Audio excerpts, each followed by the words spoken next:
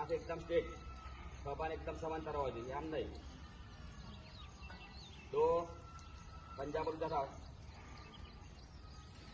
3 4 5 6 7 8 8 7 6 5 4 3 दूसरा बदल. एक दाव याद रखियो, भूलता नहीं. कयो आवशे? 1 અને 2 આવે. હવે બીજો દાવ કયો છે? બાજુ પર આવે. બરાબર. 10 12 માં શીખવા છે, પેલા 1 તો 10 12 કરાવીશું એટલે તમને બધા હેબિટ પડશે. પછી 1 બીજો દાવ, 2 સીધો આ એકદમ ખભાને સમાંતર કોને કહેવાય?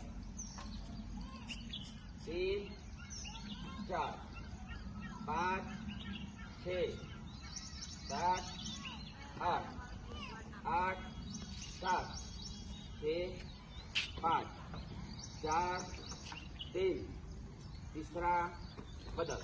और तीजो दाव આવ્યો. બંને દાવ ખબર પડી ગઈ ને હવે નવા છોકરાઓને. હવે ત્રીજો દાવ જમ્પ મારવાનો છે. 6 ઇંચ જેટલું થોડું ઉપર થવાનું છે. 1 પેન્ટ હરખું થાય તો બસ દીધું ને. પછી વારંવાર ના કહેતા બંધ.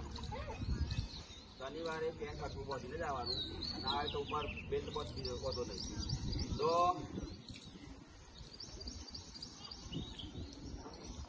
3 4 5 6 7 8 8 7 6 5 4 3 ચોથા બદલ. જો